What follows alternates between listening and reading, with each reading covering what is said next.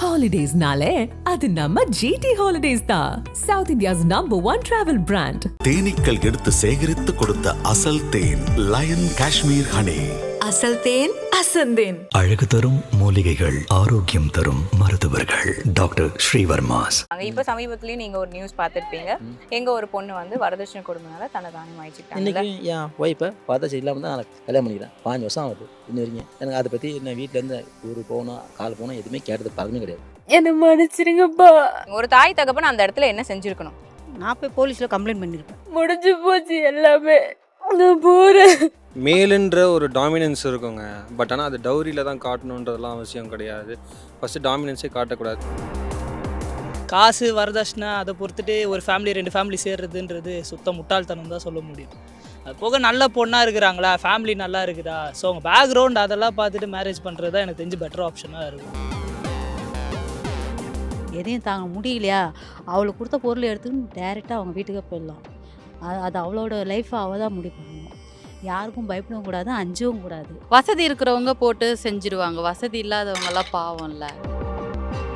Husband நம்மளுக்கு சப்போர்ட்டாக இருந்தால் பரவாயில்ல, அவங்களும் நம்மளுக்கு இதுவாக இருந்துச்சுன்னா அந்த வாழ்க்கையே வேணாம். அதோட நம்ம தனியாக இருந்து நம்ம சம்பாரித்து நம்ம சாப்பிட்டு நம்ம வாழ்ந்துக்கணும் தவிர அந்த அட்ஜஸ்ட் பண்ணுற வாழ்க்கை இருக்கும். இருக்க நம்மளுக்கு படிப்படியாக நம்மளுக்கு ஏறி மெச்சிட்டு தான் வருவாங்க. என்றைக்குமே பவுனும் ஆசைப்படுற ஆம்பளையும் அதிகமாக இது பண்ணுற பொம்பளையும் யாருமே நினைக்க முடியாது. அதை ஃபஸ்ட்டு புரிஞ்சுங்க.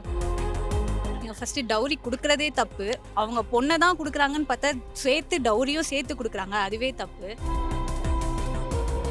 பேரண்ட்ஸ் பார்த்தா ஃபஸ்ட்டு பொண்ணுக்கு தாங்க சப்போர்ட் பண்ணியிருக்கணும். இவ்வளோ டவுரி கேட்குறாங்கன்றத இப்போ டவுரி தவிர்த்து அவங்களுக்கு அப்யூஸ் பண்ணியிருக்காங்க, மென்டலாகவும் சரி ஃபிசிக்கலாகவும் சரி.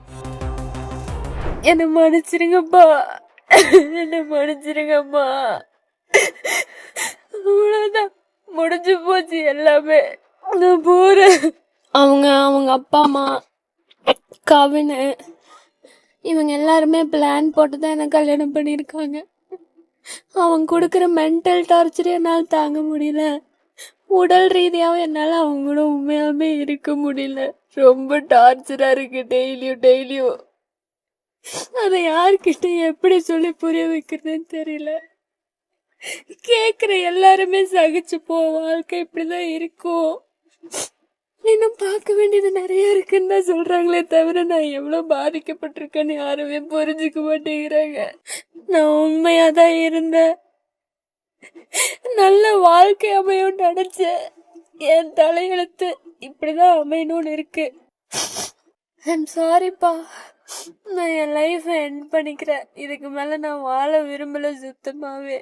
அக்கா, நம்ம ஊரில் வந்து வரதட்சணை அப்படிங்கிறது வந்து எல்லா இடங்கள்லையும் இருக்குது. அண்ட் மோர் ஓவர் வரதட்சணை கொடுக்குறனாலையும் சரி வாங்குறனாலையும் சரி அந்த வீட்டில் ஏதோ ஒரு பிரச்சனை இருக்கும். இப்போ கூட நீங்கள் பார்த்துருப்பீங்க, ஒரு பொண்ணு அவங்களே வந்து மாய்ச்சிக்கிட்டாங்க வரதட்சணை கொடுமைனால. இதை பற்றி நீங்கள் என்ன நினைக்கிறீங்க? முதல்ல வரதட்சணை கொடுக்கலாமா கூடாதா? முதல்ல கொடுக்கக்கூடாது. வரதட்சணை ஃபஸ்ட்டு கேட்கவும் கூடாது, கொடுக்கவும் கூடாது.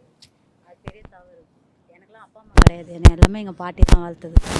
பாட்டி தான் 15,000 நகை போட்டு எல்லாமே ஆடம்பரமாக கட்டி கொடுத்தாங்க. இன்றைக்கி ஒன்றுமே இல்லை, ஏன்னா குடும்பத்துக்கு போயிடுச்சு. அதெல்லாம் வந்து அது நாங்கள் அப்போ அட்ஜஸ்ட் பண்ணிக்கணும். இப்போ உள்ள காலத்தில் வரதட்சணை கொடுக்கவும் கூடாது, வாங்கவும் கூடாது. அது பெரிய தவறு. அந்த பொண்ணு தைரியமாக இருக்கணும். எதையும் தாங்க முடியலையா, அவளுக்கு கொடுத்த பொருள் எடுத்துக்கின்னு டேரெக்டாக அவங்க வீட்டுக்கே போயிடலாம். அது அவளோட லைஃப்பை அவள் தான் முடிவு பண்ணணும். யாருக்கும் பயப்படவும் கூடாது, அஞ்சவும் கூடாது. ஒரு பொண்ணு சிங்கத்தோட பெரிய சமம். ஆனால் சிங்கம் கூட கிடையாது. சிங்கம் காட்டில் தான் வேட்டையாடும், நம்ம உலகத்தையே வேட்டையாடலாம். ஒரு பொண்ணு நினச்சா என்ன வேணால் செய்யலாம். அவள் ஏன் சூசைட் பண்ணிக்கணும்? அவள் முட்டாளாகும். வரதட்சணை கஷ்டப்படுற குடும்பத்தில் நிறைய பேர் இருக்காங்க. 2 பொண்ணு அந்த மாதிரிலாம் வச்சுட்டு அவங்கெல்லாம் வரதட்சணை நகைலாம் எடுக்கணும்னா ரொம்ப கஷ்டம் இல்லை. இன்றைக்கி என் ஒய்ஃபை வரதட்சணை இல்லாமல் தான் நான் கல்யாணம் பண்ணிக்கிறேன். 5 வருஷம் ஆகுது இன்ன வரைக்கும். எனக்கு அதை பற்றி என்ன வீட்டிலேருந்து ஊர் போகணும் கால் போகணும் எதுவுமே கேட்டது பழக்கமே கிடையாது. எனக்கு என் மனைவி தங்கமான மனைவி எனக்கு கிடச்சிது, அவள் தான். என்றைக்குமே பவுனும் ஆசைப்படுற ஆம்பளையும் அதிகமாக இது பண்ணுற பொம்பளையும் யாருமே நினைக்க முடியாது. அதை ஃபஸ்ட்டு புரிஞ்சுங்க. என்ன நம்மக்கிட்ட திறமை இருக்குது, நம்ம உலகி போகிறோம். இதனால் என்ன நம்ம சொல்கிறது சொல்லுவோம். வரதட்சணை வாங்கக்கூடாது, தப்பு. நம்ம மனசுக்கு விருப்பப்பட்டு நம்ம கொடுக்கணும். நம்ம பிள்ளைங்களுக்கு நம்ம தான் செய்யணும். ஆனால் அவங்க கேட்டு நம்ம கொடுக்கக்கூடாது. அவங்க வாங்குறவங்களுக்கு தெரியணும் இதனால ஒரு உயிர் போகுது, அவங்க வீட்டு பொண்ணாக நினச்சின்னு கேட்காம இருக்கலாம். அவங்க என்ன கொண்டு வராங்களோ அது அவங்க வாழ்கிறது, அவங்க வச்சுக்கின்னு வாழ்கிறது. இவங்க டார்ச்சர் பண்ணதான் ஒரு உயிர் போச்சு. அவங்க வீட்டு பொண்ணான்னு நினச்சிருந்தாங்கன்னா இது ஒரு உயிர் போயிருக்காது. ஸோ அதனால் கேட்குறதுக்கு ஒரு ஸ்டாப் பண்ணலாம். இப்போ வைக்கிற விலைவாசிக்கு ஒரு பவுன் இவ்வளோ விலை விற்குது. இல்லாதவங்களாம் எவ்வளோ எப்படி மேனேஜ் பண்ணுவாங்க? வரதட்சணைன்றது கேட்குறதெல்லாம் சரி, அது ஒரு ஃபேமிலியை டிபெண்ட் பண்ணிட்டு இருக்குது. ஏன்னா வந்துட்டு நிறைய பேர் ரொம்ப புவராகவும் இருப்பாங்க, நிறைய ரிச்சாகவும் இருப்பாங்க. ஆனால் என்னடான்னா மணி அங்கே எதுவுமே பண்ண போகிறது இல்லை. ஏன்னா காசு வரதட்சணை அதை பொறுத்துட்டு ஒரு ஃபேமிலி 2 ஃபேமிலி சேர்றதுன்றது சுத்த முட்டாள்தனம் தான் சொல்ல முடியும். அது போக நல்ல பொண்ணாக இருக்கிறாங்களா, ஃபேமிலி நல்லா இருக்குதா, ஸோ அவங்க பேக்ரவுண்ட் அதெல்லாம் பார்த்துட்டு மேரேஜ் பண்ணுறது தான் எனக்கு தெரிஞ்சு பெட்டர் ஆப்ஷனாக இருக்கும். அதை விட்டுட்டு நம்ம காசு பணம்லாம் பார்த்துட்டு நாளைக்கு நம்மக்கிட்ட இருக்கிறவங்கள நம்ம காசு பணம்லாம் கொடுத்துட்டு நம்ம அவங்கள அனுப்பிச்சி வச்சுருவோம். ஆனால் நாளை மேலே அவங்களுக்கு ஒரு ஏதாவது ப்ராப்ளம் வரும்போது திருப்பி வந்துட்டாங்கன்னா அது நம்மளால் திருப்பி வாங்கவும் முடியாது. அதே மாதிரி ஏதாவது ப்ராப்ளம்ஸ் போக போக ஆகிட்டு அவங்க சூசைட் பண்ணிட்டு ஏதாவதுலாம் ஆயிடுச்சுன்னா திருப்பி அவங்க வரவும் மாட்டாங்க. ஸோ அந்த மாதிரிலாம் பண்ணுறது பெட்டர். என்ன சொல்லுவேன்னா நல்ல பர்சனாக பார்த்துட்டு கல்யாணம் பண்ணி கொடுக்கலாம், சொத்து பணம் எதுவுமே இல்லாமல். அதுதான் பெட்டர் ஆப்ஷனாக சொல்லுவேன். அந்த பொண்ணு மேலே தான் தப்பு சொல்வேன். ஏன்னா அந்த பொண்ணு வந்து ஸ்ட்ராங்காக அப்போவே வந்து ஓகே என்னால் இல்லைம்மா இவ்வளோ ப்ரெஷர் பண்ணுறாங்க, எனக்கு இவ்வளோ ப்ரெஷர் இருக்குது அப்படின்னு அவங்க பேரண்ட்ஸ் கிட்டேயோ இல்லை அவள் ஃப்ரெண்ட்ஸ் சர்க்கிளில் எப்படியோ ரிச் ஃபேமிலின்னு இருக்கும்போது அவங்களுக்குன்னு செட் ஆஃப் ஃப்ரெண்ட்ஸ் இருப்பாங்க, அவங்க கிட்டேயாச்சும் சொல்லியிருக்கலாம். ஸோ அவங்க வேறு ஸ்டெப் எடுக்காமல் இந்த மாதிரி ஸ்டெப் எடுத்தது எனக்கு கொஞ்சம் ரொம்ப ஒரு பொண்ணாக இருந்துட்டு ஏன் இவ்வளோ இதுவாக இருக்கணும், கொஞ்சம் பிரேவாக இருக்காங்களே, இப்போ எல்லாருமே நல்லா இருக்காங்க. ஸோ அவங்களே வந்து முடிவு எடுத்துருக்கலாமே. அப்படி இல்லைனா கூட நீ என்ன என்கிட்ட டவுரி கேட்குறது, எனக்கு இவ்வளோ கொடுத்தாங்களே நீ தான் இப்போ எனக்கு கொடுக்கணும், நான் எங்கள் வீட்டுக்கு போகிறேன் அப்படின்னு சொல்லி போயிட்டே இருந்திருக்கலாம் அவள் தைரியமாக. மேலுன்ற ஒரு டாமினன்ஸ் இருக்குங்க. பட் ஆனால் அது டவுரியில் தான் காட்டணுன்றதெல்லாம் அவசியம் கிடையாது. ஃபஸ்ட்டு டாமினன்ஸே காட்டக்கூடாது. 2 பேருமே பொறுத்துட்டு போகணும். இப்போ டவுரி எதுக்கு கேட்குறாங்க? ஸோ இவங்க ஒரு வெல் செட்டில் ஃபேமிலி, இங்கே ஒரு வெல் செட்டில் ஃபேமிலி. நீ வந்து 100 பவுன் கொடுத்தா தான் நீ ஒரு பெரிய ஃபேமிலியா அப்படின்லாம் கிடையவே கிடையாது எப்பயுமே. ஏன் டவுரி இல்லாமலே ஏகப்பட்ட பேர் நல்லா வாழ்ந்துட்டு இருக்காங்க. ஏன் ஜஸ்ட் ஒரு ரெண்ட் ஹவுஸில் ஒரு 10,000 ஒரு வாடகையில் ஒரு 25,000 to 30,000 ஒரு மந்த் ஆன் மந்த் சேலரியில் எல்லாம் நல்லா வாழ்ந்துட்டு தான் இருக்காங்க. பட் ஆனால் இப்போது நீங்கள் சொல்கிற இந்த டவுரிக்கு இப்போ டவுரி மூலியமாக சாகிறவங்க எல்லாருமே பார்த்தீங்கன்னா மேக்ஸிமம் எல்லாமே அப்பர் கிளாஸில் தான் இந்த இஷ்யூஸ்லாம் வந்துக்கிட்டு இருக்கு. மேக்ஸிமம் இப்போ தமிழ்நாட்டில் இது இன்க்ரீஸ் ஆகிட்டுருக்கு. சரிங்களா? நீங்கள் ஒரு தாய் தகப்பன் அந்த இடத்துல என்ன செஞ்சுருக்கணும்? நான் போய் போலீஸில் கம்ப்ளைண்ட் பண்ணியிருப்பேன். இந்த மாதிரி என் பொண்ணுக்கு வரதட்சணை கேட்டு கொடுமை பண்ணுறாங்க, எங்கனால எங்கள் சக்திக்கு தகுந்த மாதிரி தான் நாங்கள் செய்வோம் அப்படின்னு சொல்லுவோம். இன்னும் நேரம் போலீஸ் ஸ்டேஷன் தான் போய் கம்ப்ளைண்ட் பண்ணுவேன். லேடிஸ் போலீஸ்கில் தான் போய் சொல்லுவேன். அவங்க தான் நிறைய ஸ்டெப் எடுப்பாங்க. கண்டிப்பாக நீங்கள் வீட்டுக்கு பாப்பாவை கூட்டுட்டு இருக்கணும். அவங்க அங்கே வச்சிருக்கக்கூடாது. உயிர் போயிருக்கல அவங்களும் கொஞ்சம் புரிஞ்சிருக்கணும். வேணாம் அந்த வாழ்க்கை வேணான்னு சொல்லி கூப்பிட்டுட்டு இருக்கணும். நம்ம பொண்ணாக நினச்சி எப்பயுமே போல வச்சுருந்துருக்கணும். அவளை ரொம்ப கஷ்டமாக நடக்குது, மூளைக்கு இருக்குது. ஆனால் இன்னும் அது வெளியே வரல. ஒரு உயிர் போய்க்குதுன்னு இல்லை, நிறைய உயிர் போகிற கட்டத்தில் இருக்குது. ஆனாலும் குழந்தைங்களுக்கோசம் குழந்தை பிறந்து கூட வரதட்சணை கேட்குறாங்க. அதுங்களுக்கோசம் எவ்வளோ இது பண்ணிட்டு போகிறாங்க பெண்கள். ஆனால் அது இது பண்ணியிருக்காதீங்க, வெளியே வந்து சொல்லுங்கள். தப்பு வெளியே கேட்கலாம், நீங்கள் இது மாதிரி படித்தவங்க கேட்கலாம். அந்த மாதிரி நிறைய இடத்துல வந்து நிறைய நகை பணம்லாம் கேட்டு கல்யாணம் தட்டு கழிச்சு போயிடும் வானா சொல்லிட்டுலாம். வசதி இருக்கிறவங்க போட்டு செஞ்சுருவாங்க, வசதி இல்லாதவங்கெல்லாம் பாவம்ல. இதுமாதிரி தவு போனால் தாய் தவு போனால் தைரியமாக அவங்களுக்கு தைரியத்தை கொடுத்துருக்கணும். என்ன சார் நம்மள பெண்ணே தாழ்ந்துக்கூடாது. அவங்க அது வந்து அவங்க தெரியாமல் சொல்லியிருப்பாங்க. ஒன்று சொன்னால் பொண்ணோட வாழ்க்கை கெட்டு போயிடுன்ட்டுன்னு ஒரு பயத்தில் தான் சொல்லுவேன். ஆனால் பொண்ணை பெற்றவங்க பயப்படக்கூடாது. இப்போ வந்து அந்த வீட்டில் ஒரு கொடுமை நடக்குன்னா அந்த பொண்ணு அதை சகிச்சுக்கிட்டு போகணுமா? ஏன்னா அவங்க வந்து அந்த வாழ்க்கையில் தான் வாழணுமா, இல்லை அதை விட்டுட்டு வந்து அவங்க நிம்மதியான ஒரு வாழ்க்கையை வாழலாமே? சகிச்சுட்டு வாழ்கிறது ஒரு பொண்ணுகிட்ட இருக்குது. அது சகிச்சுட்டு முடியாமல் வருது பாரு பெற்றவங்கிட்ட. அப்போது நம்ம என்ன பண்ணோம்னா, உனக்கு என்னம்மா பிடிக்குது, இது எனக்கு பிடிக்கல அப்படி சொல்கிறப்ப, சரிம்மா உன் லைஃப்பில் உனக்கு என்ன வேணும் அதை நீ பாருமா, நான் உனக்கு அப்பா அம்மா உனக்கு கூட இருக்கிறேன், இதான் செய்ய முடியும். ஆனால் ஏன்னா நம்மளுக்கு முக்கியம் பொண்ணு. அப்படியே அது சகிச்சு நம்மள சொல்லி பார்க்கலாம். சொல்லி மீறி அந்த மாரி ஒரு சகித்தவங்க வந்தாங்க, வாம்மா அப்பா அம்மா நான் இருக்கிறேன், நான் அவனை பார்த்துக்கிறேன் கடைசி வரைக்கும், அவ்வளோதான். உனக்கு என்ன பிடிக்குதோ மறுபடியும் சொல்லுமா, நான் செய்கிறேன், அவ்வளோதான். நம்ம இருந்து சாதிச்சு காட்டணும். அவங்களெல்லாம் வேண்டாம் விட்டுட்டோம். நம்மக்கெல்லாம் படிப்பு இருக்கும்போது, நம்மக்கெல்லாம் வேலை இருக்கும்போது நம்ம ஏமா அவங்கள எதிர்பார்த்துன்னு இருக்கணும்? பரவாயில்லம்மா கொஞ்சம் சகிச்சுக்கோ, கொஞ்சம் அட்ஜஸ்ட் பண்ணிக்கோ அப்படின்னு ஒரு வார்த்தை சொல்கிறாங்கல்ல, அதை நீங்கள் எப்படி பார்க்குறீங்க? அப்படி ஒரு விஷயம் இருக்கலாமா? எடுத்துக்கூடாது. அந்த சகிச்சின்னு இருக்கக்கூடாது. பெண் என்பதும் நம்ம வந்து எவ்வளோ நம்ம விட்டு கொடுத்துட்டோம், இனியும் நம்ம விட்டு கொடுக்கக்கூடாது. ஹஸ்பண்ட் நம்மளுக்கு சப்போர்ட்டாக இருந்தால் பரவாயில்ல, அவங்களும் நம்மளுக்கு இதுவாக இருந்துச்சுன்னா அந்த வாழ்க்கையே வேணாம். அதோட நம்ம தனியாக இருந்து நம்ம சம்பாரித்து நம்ம சாப்பிட்டு நம்ம வாழ்ந்துக்கணும். தவிர அந்த அட்ஜஸ்ட் பண்ணுற வாழ்க்கை இருக்கும். இருக்க நம்மளுக்கு படிப்படியாக நம்மளுக்கு ஏறி மெதிச்சுட்டு தான் வருவாங்க. இல்லை இருக்கிறவங்க கொடுத்துருவாங்கம்மா, இல்லாதவங்க என்னம்மா பண்ணுவாங்க? இப்போ இருக்கிறவங்க கொடுத்துட்றாங்க, நிறைய தராங்க. இல்லாதவங்க கொடுக்க முடியாது. நாங்கள் லவ் மேரேஜ் தான். எங்கள் வீட்டில் எங்கள் மாமியார் எங்கள் நாத்தனார் எங்களுக்கு எதுவுமே கேட்கல. இது வரைக்குமே எதுவுமே கேட்கல. எங்கள் ஹஸ்பண்ட் எங்களுக்கு பக்கத்தோனையாக இருந்தார். ஸோ அந்த பிரச்சனை எனக்கு இல்லை. మ్యారేజ్ సెటిల్ అయ్యి కూడా we know everything little bit స్టార్టింగ్లోనే we will know what all other side persons எப்படி இருப்பாங்க. So we can stop any time. அது பண்ண லைஃப் இஸ் வெரி ப்ரீஷியஸ். என்ன எங்கள் அம்மா சொல்லுவாங்க, நீ பிறக்கும்போது யுவர் ஹஸ்பண்ட் பிறக்கும்போது உங்கள் ஹஸ்பண்டோட பிறக்கலை, சாவும்போது உங்கள் ஹஸ்பண்டோட சாவ மாட்டேன். So that is a part of life. அதுக்காக நம்மளை சாக்ரிஃபைஸ் பண்ணக்கூடாது. சப்போஸ் நமக்கு ஒரு சிஸ்டர் இருக்கு, இல்லை நம்ம ஃபேமிலியில் ஒருத்தங்க இருக்காங்க, அவங்களுக்கு இந்த மாதிரி இருக்குன்னா நீங்கள் அதை எப்படி ஃபேஸ் பண்ணுவீங்க? சத்தியமாக சொல்ல போனால் முட்டாள்தனம் தான் நான் சொல்லுவேன். ஏன்னா அவங்க டார்ச்சர் அனுபவிக்க முடியாமல் தான் நம்மக்கிட்ட வந்து சொல்கிறாங்களே. ஸோ அதுக்கான ஏதாவது சொல்யூஷன் தான் நம்ம பார்க்கணுமே தவிர அதை விட்டுட்டு அவங்கள கொண்டு போய் திருப்பி நம்ம அந்த இடத்துல சென்ட் பண்ணிருந்தோம்னா இன்னும் டார்ச்சர் அனுபவிச்சு அவங்க மென்டலி ரொம்ப இதுவாகிடுவாங்க. ஸோ அந்த மாதிரி பண்ணுறது சுத்த முட்டாள்தனம். நம்ம அவங்க கோரிக்கைகளெல்லாம் நிறைவேற்றி கொடுக்குறது சரிதான், பட் அதுக்குன்னு பண்ணுறதுக்கு ஒரு லிமிட் இருக்குது இல்லை. அது மேலே பண்ணி ஒரு பிரயோஜனம் இல்லை. அவங்க சந்தோஷமாக இருக்கணும்னு சொல்லிட்டு தான் நம்ம இதெல்லாம் கொடுத்து அனுப்புகிறோம். அது இல்லைன்னா அப்போ அது வேஸ்ட்டு. அந்த இடத்துல அவங்க பிரிஞ்சு போகிறதே அது பெட்டர் ஆப்ஷனாக இருக்குது எனக்கு தெரிஞ்சு. ஒருத்தவங்க உயிரோடாவது இருப்பாங்களே, அதுக்கு பெஸ்ட்டாக. பேரண்ட்ஸ் பார்த்தா ஃபஸ்ட்டு பொண்ணுக்கு தாங்க சப்போர்ட் பண்ணியிருக்கணும். இவ்வளோ டவுரி கேட்குறாங்கன்றதப்போ டவுரி தவிர்த்து அவங்களுக்கு அப்யூஸ் பண்ணியிருக்காங்க, மென்டலாகவும் சரி ஃபிசிக்கலாகவும் சரி. ஸோ அந்த டைமில் பேரண்ட்ஸ் வந்து ஒரு போலீஸ்கிட்டேயோ சரி, இல்லை அட்லீஸ்ட் அந்த மாப்பிள்ளை வீட்லேயாச்சும் போய் பேசியிருப்பாங்கன்னு நினைக்கிறேன். பட் ஆனால் வெளில தெரிஞ்சிருக்காது. அடுத்த ஸ்டெப்ஸ் என்னவோ அவங்க அந்த பேரண்ட்ஸ் முடிவு பண்ணியிருக்கணும். பட் ஆனால் அந்த பேரண்ட்ஸுமே எனக்கு தெரிஞ்சு அடுத்த ஸ்டெப் எடுத்திருக்க மாட்டாங்க. ஏன்னா எடுத்திருந்தால் இந்த பொண்ணு இந்த சுச்சுவேஷன்ஸ் பிக் பண்ணியிருக்க மாட்டாங்க. மேபி இந்த பொண்ணோட ஸ்டேட்டஸை விட பையன் ஸ்டேட்டஸ் அதிகமாக இருந்திருக்கலாம். ஸோ அந்த சுச்சுவேஷன்ஸை பார்த்து அந்த பொண்ணோட வீட்டில் அமைதியாக இல்லைம்மா நீ பொறுத்துட்டு போன்னு சொல்லியிருப்பாங்க. அதையும் அந்த பொண்ணு பொறுத்துட்டு போயிருக்கும். பட் ஆனால் அதையும் தாண்டி வந்து அந்த பொண்ணால் ஹேண்டில் பண்ண முடியாத சுச்சுவேஷன்ஸில் தான் பண்ணியிருக்கேன். பட் ஆனால் பேரண்ட்ஸ் மேலேயும் தப்பு இருக்குது. பொண்ணு மேலே மட்டும் நம்ம கூட சொல்லிகிட்டே இருக்க முடியாது.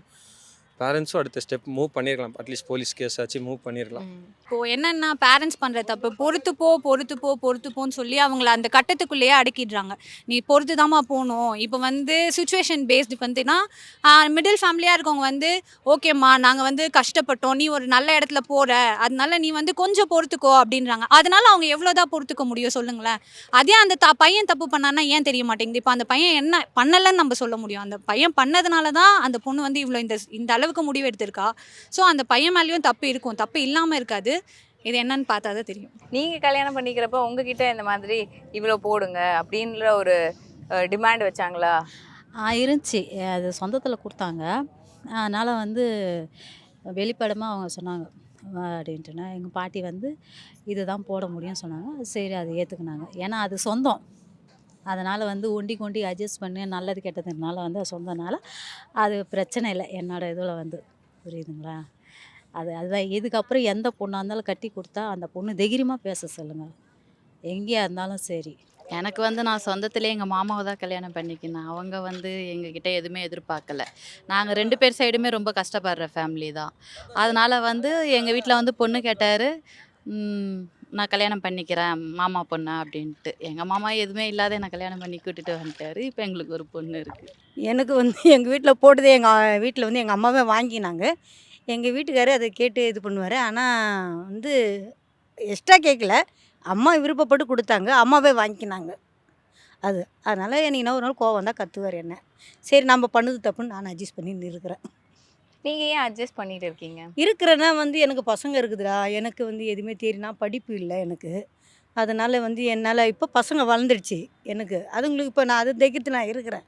இருந்தாலும் அவர் எதுவும் கேட்குறதில்ல. அதனால் என் பசங்களை வச்சு வரதட்சணை நம்ம பொண்ணு நல்லா இருக்கணும்னா நம்ம என்னென்ன கொடுக்கணும் நம்ம கொடுத்துடணும். அது வரதட்சணை நினைக்கக்கூடாது. நம்ம வீட்டில் நம்ம என்னென்ன யூஸ் பண்ணுறோம் அது நம்ம பொண்ணுக்கு தேவைப்படும்ல. நம்ம அது வரதட்சணை நினைக்கக்கூடாது. அவங்க கேட்குறதுக்கு முன்னாடியே நம்ம பொண்ணுங்களுக்கு நம்ம செஞ்சிடணும். நம்ம அதுக்கு தானே பெற்றோம். அடுத்த வீட்டுக்கு போய் நம்ம அடுத்த பொருள் எடுத்து ஆளக்கூடாது. அது நம்ம கொடுக்குறத வச்சு அதுக்கு யூஸ் பண்ணுறதுக்கு அது வரதட்சணை நம்ம நினச்சி அவங்க மேலே கம்ப்ளைண்ட் பண்ண தப்பு. நம்மளால் முடிஞ்சதோடு நம்ம செஞ்சிடணும். வந்து எனக்கு இவ்வளோதான் வேணும் பொண்ணுங்களே டிமாண்ட் வச்சாங்க. அது எனக்கு தெரிஞ்சு ரொம்ப கேவலமான விஷயங்க. ஏன்னா பொண்ணு வந்து நம்ம வீட்டில் இருக்கோம், எவ்வளோ கஷ்டப்படுறாங்கன்னு தெரியும். அதை தாண்டி வந்து ஹெலிகாப்டரில் தான் வந்து கல்யாணம் பண்ணுவேன், எனக்கு இந்த மண்டபத்தில் தான் வைக்கணும், எனக்கு அந்த மண்டபத்தில் தான் வைக்கணுன்றது ரொம்ப பெரிய தப்பு. ஏன்னா அவங்களுக்கு நல்லாவே தெரியும் நம்ம வீட்டில் இவ்வளோ தான் இருக்குது, நம்ம தான் கஷ்டப்படுறோம், நம்ம ஃபேமிலியில் இவ்வளோ சம்பாதிக்கிறாங்க, இவ்வளோ தான் பேக்ரவுண்ட். அப்போ அதுக்கேற்ற மாதிரி ஏன் மூவ் பண்ணாமல் ஓகே அந்த பையன் வந்து ரிச்சாக இருந்தால் கூட இப்போ சொல்லலாம்ல, இல்லை எங்கள் வீட்டில் எவ்வளோ தான் முடியும், மேபி லவ் மேரேஜ் கூட இப்போல்லாம் கேட்குறாங்க, எங்கள் வீட்டில் இவ்வளோ தான் முடியும் அப்படின்னு சொல்லிட்டு போகிறத விட்டு, இல்லை அதையும் தாண்டி எங்கள் அம்மா இவ்வளோ தான் போடணும், ஓகே ஒரே பொண்ணு வச்சிருக்கவங்க போடுவாங்க. ஒரு பையனா இருந்தா அந்த பையன் மேல எல்லா கடனையும் வச்சுட்டு போறாங்களா? அது ரொம்ப பெரிய தப்பு. அவங்க எல்லாத்தையும் அக்செப்ட் பண்ணிப்பாங்களா? ஓகே மருமக இப்ப வரா, அப்போ வந்து எல்லாத்தையுமே தாண்டி அவங்க கேட்பாங்கல்ல, என் மருமகளுக்கு செய்யணும், என் பையன் இருக்கான்ல அவனுக்கு செய்யணும். அந்த பையனுக்கே ஒரு 10 லட்ச ரூபா கடன் வச்சுட்டு அவ போயிடுவா ஈஸியா. அந்த மாதிரி போகக்கூடாது, ரொம்ப பெரிய தப்பு. எனக்கும் ஒரு அண்ணன் இருக்கான், அவனுக்கும் நான் கடன் வச்சுட்டு போகக்கூடாது அப்படின்றதுனால தான் நான் வந்து சொல்றேன். மேபி அவங்க ரொம்ப டிப்ரெஷன் போயிருக்கலாம். பட் ஆனால் டவுரின்றதை ஃபஸ்ட்டு ஸ்டாப் பண்ணணும். இன்கேஸ் பையனே கேட்கலனாலுமே பையனோட வீட்டிலேருந்து மறைமுகமாக கேட்பாங்க. எங்கள் பேரண்ட்ஸ் வந்து கம்யூனிகேட் பண்ண மாட்டாங்க பையன்கிட்ட. Some cases parents to parents பேசி இவ்வளோ தரணுன்றதை கேட்டு வாங்குவாங்க. பட் ஆனால் மேரேஜ் இதெல்லாம் ஃபஸ்ட்டு ஸ்டாப் பண்ணணும். டவுரின்றது என்ன கேட்டிங்கன்னா டவுரிலாம் வாங்காதீங்க. நீங்கள் ஒரு ஆண்மை தன்மையே கிடையாதுங்க. அது டவுரிலாம் கேட்டாங்கன்னா இன்கேஸ் அவங்க ஃபேமிலியில் கேட்டாலுமே வந்து வேஸ்ட். என்ன இருக்கோ அதை வாழ்ந்துட்டு போங்களேன். இப்போ ஃபஸ்ட்டு எப்படி இருந்தாலும் கல்யாணம் பண்ணுறதுக்கு முன்னாடி இவ்வளோ பேசுவீங்க. பேசும்போது என்னால் இவ்வளோ தான் முடியும், இன்கேஸ் என்னோட சேல்ரி இவ்வளோ தான் இருந்தால் ஓகேனா சொல்லுங்கள், மூவ் பண்ணலாம், இல்லைனா வானான்னு சொல்லலாம். இதை தவிர்த்து நீங்கள் டவுரி கொடுத்து தான் செட்டில் ஆகணுன்றதெல்லாம் கிடையவே கிடையாது. இப்போ நமக்கு பசங்க இருக்கு, அவங்களுக்கு கல்யாணம் ஆகுறப்போ அவங்களுக்கு வரதட்சணை கேட்டோ இல்லை நான் கொடுக்க மாட்டேன். அதே மாதிரி ஒரு பையன் உங்களுக்கு இருக்காங்க அப்படின்னா நீங்கள் வரதட்சணை கேட்க மாட்டேன். அவங்க விருப்பப்படுது, அவங்க பொண்ணுக்கு அவங்க செய்வாங்க, அவங்களுக்கு தெரியும். அதில் நாமளே கேட்டு அது துன்படுத்தக்கூடாது அவங்கள. ஏன்னா நாங்களும் அந்த கஷ்டத்துலேருந்து தான் வந்துருக்கோம். ஆனால் நாங்களும் அவங்க மற்றவங்கள போய் நாங்கள் தொல்லை கொடுக்கக்கூடாது. எனக்கு பொண்ணு கிடையாது, ரெண்டுமே பையன்தான். அவங்க லைஃப் அவங்க கையில், அவங்க லைஃப்பில் நானே எங்கள் ஹஸ்பண்டாக தலையாக விட மாட்டோம். அவங்களுக்கு பொண்ணுக்கு என்ன போடுறாங்களோ என்ன செய்கிறாங்களோ அது அவங்க விருப்பம். எங்கள் ஹஸ்பண்டே சொல்லிட்டேன், அவங்கள கல்யாணம் பண்ணால் தனியாக விட்டுறணும், நாம் அதில் தலை விடக்கூடாது. அவங்க லைஃப் அவங்க நல்லா இருந்தால் போதும் அப்படின்ட்டு இப்பயும் நான் அதை தான் சொல்லுவேன். எங்களால் முடிஞ்ச அளவுக்கு கொஞ்சம் சேர்த்து வைப்போம், அதுக்கேற்ற மாதிரி வர மாப்பிள்ளையை பார்த்து கல்யாணம் பண்ணி வைப்போம். அதிகமாக ஆசைப்படவும் மாட்டோம், அதிகமாக வச்சுக்கிறவங்க கிட்டே போய் சம்மந்தம் வச்சுக்க மாட்டோம். நிறைய பேர் என்ன நினைக்கிறாங்கன்னா நல்ல இடங்கள்ல போகணும், அதுக்காகவே நம்ம வந்து பிள்ளைங்களுக்கு கேட்குற வரதட்சணை கொடுத்து கல்யாணம் பண்ணி வச்சிடலாம், அந்த மாதிரி ஒரு எண்ணத்துல இருக்காங்கல்ல. அப்படி ஒரு சூழ்நிலை வந்தால் என் பொண்ணை கேட்பேன், உனக்கு இப்படி உனக்கு பிடிச்சிதா அப்படின்னாக்கா கஷ்டப்பட்டேன் நான் ஆவதான் ஆகணும். ஏன்னா என் பொண்ணுக்கு ஃபஸ்ட்டு பிடிக்கணும், பிடிச்சா தான் செய்ய முடியும். பிடிக்கலனாக்கா நான் விட்டுருவேன். என்றைக்குமே என் பொண்ணுக்கு என்ன பிடிக்குதோ அதான் செய்வேன். இப்படி தான் அது வேணும்னா அது நம்மளால் நிறுத்த முடியாது. அது அதோட இது என்றைக்குமே பொண்ணுக்கு இன்னும் ஆசைப்படுதோ அது செஞ்சு ஆகணும். அதுதான் பெற்றவங்க கடமை. இப்போ எனக்கு பொண்ணு இருந்தால் நான் டவுரி இல்லை, இப்போ நான் சந்தோஷத்துக்கு நான் அந்த மாதிரி கொடுக்கறது தவிர நான் இதுதான் பையனுக்கு சேம் அந்த டிமாண்டுங்கிற ஒரு விஷயம் இருக்கு. டிமாண்ட் விஷயம் I am very against about it. Everything is எல்லாம் நம்ம பசங்களுக்காக தான் நம்ம பண்ணுறது. இதில் டிமாண்டு அன்னது ராங் வேர்டு. ஸோ என்னென்னா கேட்குறவங்க கொஞ்சம் கம்மியாக கேட்கலாம். என்னை பொறுத்தவரை எனக்கு பொண்ணு கிடையாது, பையன் தான் 3. நான் கேட்க மாட்டேன், 3 பையனுக்கும் நான் கேட்கவும் மாட்டேன். அவங்க விருப்பம், அவங்க என்ன வேணும் இது பண்ணுவாங்க. நாங்கள் லவ் மேரேஜ் தான், எங்கள் ஹஸ்பண்ட் என்ன கேட்கல, அதே தான் நானும் ஃபாலோ பண்ணுவேன். இப்போ நீங்கள் இப்படி இருந்து உங்கள் பேரண்ட்ஸ்க்கு வந்து இப்படி ஒரு டிமாண்ட் வச்சாங்கன்னா அந்த இடத்துல நீங்கள் என்ன பண்ணுவீங்க? ஓப்பனாக சொல்கிறேன். ஸோ எனக்கும் பொண்ணு பார்த்துட்டு இருக்காங்க. ஸோ என்னையும் கேட்டாங்க. பட் ஆனால் அந்த டைமில் வந்து எனக்கு எதுவுமே வேணாம், நம்மக்கிட்ட என்ன இருக்கோ அதை மட்டும் ஓப்பனாக பேசுங்க. டவுரின்றதை தாண்டி நீங்கள் எனக்கு வந்து ஆஃப்டர் மேரேஜ் நீங்கள் இந்த மாதிரி பேசியிருக்கீங்கன்னு தெரிஞ்சதுன்னா நம்ம அந்த ஸ்பாட்லேயே நம்மளோட ரிலேஷன்ஷிப் கட் ஆகிடும்ன்றது டேரெக்டாக என் மதர்கிட்டையும் சொல்லிட்டேன், என் ஃபாதர்கிட்டையும் சொல்லிட்டேன். ஸோ என்னை பொறுத்த வரைக்கும் அதெல்லாம் வாங்க வேணாம். நம்மக்கிட்ட என்ன இருக்கோ அதை வச்சு சந்தோஷமாக இருந்துக்கலாம். Even 25,000 is enough to live in Chennai. So நம்ம இருக்கிறத வச்சு ஹாப்பியாக வாழ்கிறதுக்கு நம்ம பார்த்துக்கலாம். நானாக இருந்தேன்னா டேரெக்டாக சொல்லிவிடுவேன், இல்லை எங்கள் வீட்டில் வந்து பையனுக்குனா இவ்வளோ தான் போடுவோம், பொண்ணுக்கு இவ்வளோ தான் போடுவோம், இதுதான் எங்களால் முடியும், எங்களால் என்ன செய்ய முடியுமோ அதை நான் ஸ்ட்ரைட்டாக சொல்லிடுவேன். அதுக்கப்புறம் அவங்களோட விஷயம், பொண்ணு வேணுமா வேணாவான்னு முடிவு பண்ணுறது. அதுக்கப்புறம் என்னை அப்படியே கல்யாணம் பண்ணிவிட்டு ஓகே போனாங்கனாக்கா நான் என்ன சொல்லிடுவேன், ஓகே என்னால் இவ்வளோ நாள் எங்கள் அம்மா வீட்டுக்கு சப்போர்ட் பண்ண முடிஞ்சது, இதுக்கப்புறம் உங்கள் வீட்டுக்கு சப்போர்ட் பண்ணுவேன், அவ்வளோதான். நீங்கள் கல்யாணம் பண்ணுறப்போ உங்கள் வீட்டில் சப்போஸ் இந்த மாதிரி ஒரு டிமாண்ட் வச்சா அந்த இடத்துல உங்கள் ஸ்டாண்ட் என்னவாக இருக்கும்? அந்த இடத்துல நான் சத்தியமாக சொல்ல போனோன்னா வீட்டில் அம்மா யாருமே அந்த மாதிரி இருக்க மாட்டாங்க. அந்த மாதிரி ஏதாவது அவங்க கேட்டாலும் நான் சத்தியமாக அதுக்கெல்லாம் ஒத்துக்க மாட்டேன். ஏன்னா நம்மளை பொறுத்த வரைக்கும் நம்ம ஒரு நல்ல பொண்ணாக தான் தேடுறோம். ஸோ வீட்டில் அம்மாவை பார்த்துக்கிறதும் நம்மளை பார்த்துக்கிறதும் நல்ல ஒரு அண்டர்ஸ்டாண்டிங்கான ஒய்ஃபாக தான் யாராக இருந்தாலும் தேடுவாங்களே. அதை விட்டுட்டு நல்ல குட் ஹார்ட் பர்சனாக இருக்கணும், நமக்கு லாயலாக இருந்தால் போதும். ஏன்னா இந்த காலத்தில் முக்காசி பொண்ணு சீட் பண்ணிட்டு தான் போகிறாங்க. ஸோ அதனால் லாயலாக இருக்கிறவங்கள தான் பார்க்குறோமே. சொத்து பணத்துலலாம் ஒன்றுமே இல்லை, மனசு தான் இந்த காலம். So after marriage husband wife இவங்க 2 பேரால் மட்டும்தான் அடுத்த ஸ்டெப்பு. அவங்க பேரண்ட்ஸை வச்சு நீங்கள் பேரண்ட்ஸை நீங்கள் பார்த்துட்டு நீங்கள் அடுத்த ஸ்டெப் மூவ்லே பண்ண முடியாது, சக்ஸஸ் ஆக முடியாது லைஃப்பில்.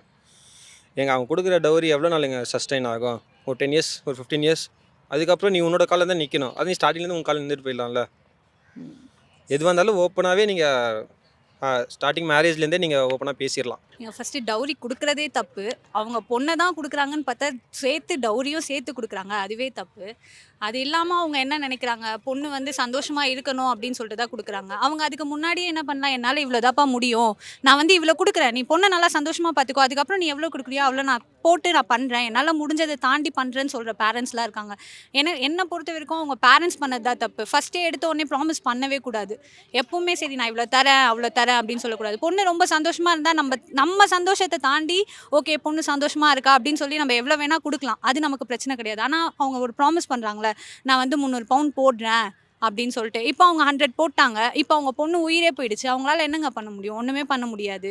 அதுக்காக ஃபஸ்ட்டு பேசும்போதே கட் அண்ட் ரைட்டாக பேசிடணும், என்னால் இவ்வளோ தான் முடியும், இவ்வளோ தான் பண்ணுவேன் அப்படின்னு சொல்லி அவங்க பேரண்ட்ஸ் ஸ்ட்ராங்காக பேசியிருந்தாங்கன்னா எனக்கு தெரிஞ்சு இன்றைக்கி அந்த பொண்ணு அந்த முடிவு எடுத்திருக்க வேண்டாம். அந்த பொண்ணு முடிவு எடுத்ததும் கொஞ்சம் தப்புன்னு நான் யோசிக்கிறேன். ஏன்னா இப்போ எல்லா பேரண்ட்ஸுமே வந்து சப்போர்ட்டிவாக தான் இருக்காங்க. அவங்க பேரண்ட்ஸ் கிட்ட சொல்லி அவங்க சப்போர்ட்டிவாக இல்லைனாலுமே எல்லா பொண்ணுமே நல்லா ஸ்ட்ராங்காக இருக்காங்க இப்போல்லாம். ஸோ அவங்களே வந்து பேசி இருந்திருக்கலாம் எனக்கு தெரிஞ்சு, இந்த மாதிரி வந்து என்னை கேட்குறாங்க, டவுரி கேட்குறாங்க அப்படின்னு சொல்லி அவங்களே ஸ்ட்ராங்காக பேசியிருந்தாங்கன்னா இந்த அளவுக்கு இருந்திருக்காது. ஹாலிடேஸ்னாலே அது நம்ம ஜிடி ஹாலிடேஸ் தான், south India's number 1 travel brand. தேனீக்கள் எடுத்து சேகரித்து கொடுத்த அசல் தேன் லயன் காஷ்மீர் ஹனி. அசல் தேன் அசந்தேன். அழகு தரும் மூலிகைகள், ஆரோக்கியம் தரும் மருத்துவர்கள். டாக்டர் ஸ்ரீவர்மாஸ்.